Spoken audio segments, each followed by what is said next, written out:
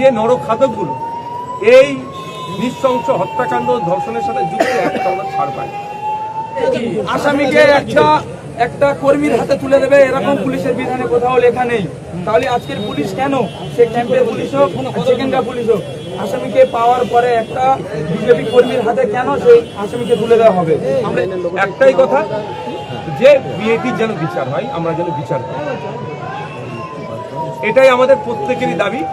হ্যাঁ, পুলিশের ভূমিকা তো থাকছেই।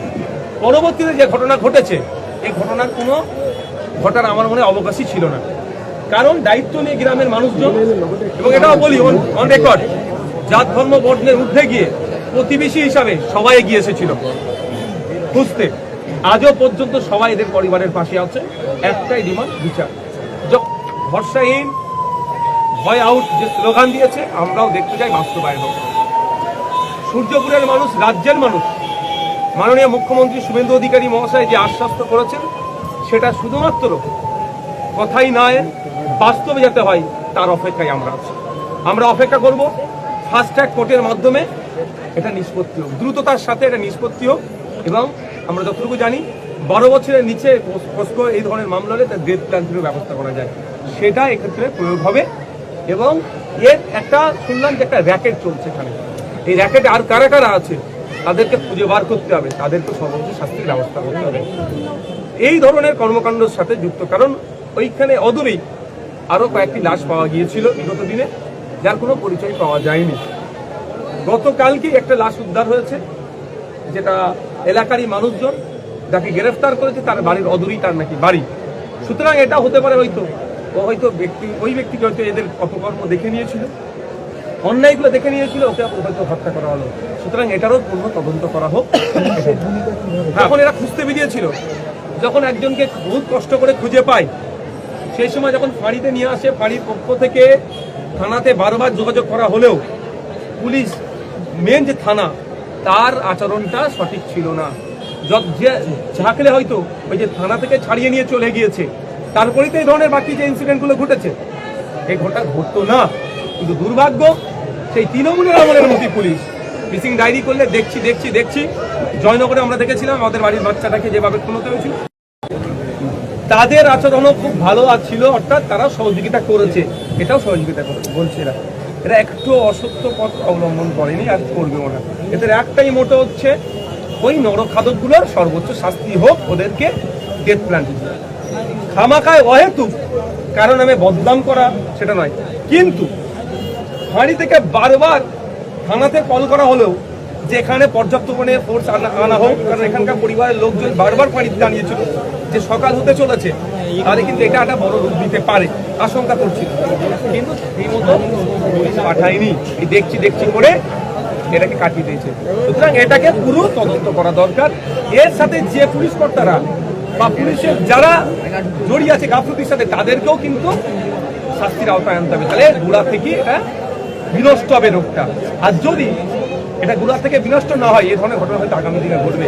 আপনারা বাড়ির সন্তান আছে, আমার বাড়ির সন্তান আছে, মহিলারাও আছে, আজকে এলাকার যত শিশু আছে দেখুন আতঙ্কে আছে, এর বান্ধবীগুলো যে তারাও আজকে ট্রমায় চলে গিয়েছে। কারণ কি, যে আমার বান্ধবীর সাথে এই হলো, কালকে আমার সাথে হতে পারে।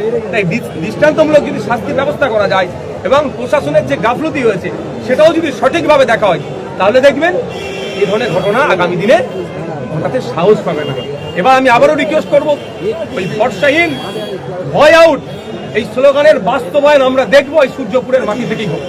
এই নরখাদকগুলোকে সর্বোচ্চ শাস্তি দিক, ডেথ পেনাল্টি দিক, তাহলে আমরা এই মনে করবো এই যে যারা স্লোগানটা তুলেছিল স্লোগানের সার্থকতা আছে। ভাইজান, একেবারে শেষ প্রশ্ন, আপনি যেখানে দাঁড়িয়ে আছেন সেখান থেকে অদূরে আরেকটি ঘটনা ঘটেছে, আপনি নিশ্চয়ই শুনেছেন।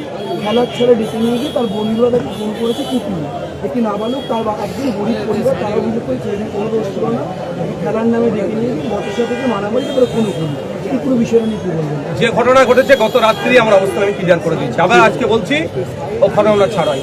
17 বছর 18 বছর ছেলেরা পড়াশোনা করবে, এখন খেলাধুলা করবে, তার পরিবর্তে কোন হিংসাতে কেন জড়াচ্ছে? সমাজের অবক্ষয় হচ্ছে, এক্ষেত্রেও একটাও না দোষী ছাড় পায়। যারা প্রকৃত দোষী খুঁজে বার করা হোক, খুঁজে বার করে শাস্তির ব্যবস্থা হোক, একদম কোনো কনসিডারের জায়গা নাই। আর স্কুলগুলো, শিক্ষা প্রতিষ্ঠানগুলোতে একটু সরকার নজর দিক, ওখানে যাতে এই ছেলেগুলোর মেন্টালি কাউন্সিলিং করা দরকার, ছেলে মেয়েগুলোর, হালকা বয়সী ছেলে মেয়ের। এখন দরকার এদের পড়াশোনা, হাতে পেন ধরা দরকার, তার পরিবর্তে ছুরি ধরছে কেন, কোন জায়গায় যাচ্ছে সেটা আমাদেরকে ভাবতে হবে। আমরা গার্জেন, আমরা টিচার, আমাদের যে পশ্চিমবাংলা সরকার চলছে তাকে অনুরোধ করব মেন্টালি কাউন্সিলিং করার জন্য স্পেশাল ভাবে ব্যবস্থা করা হোক। কেমন আছি?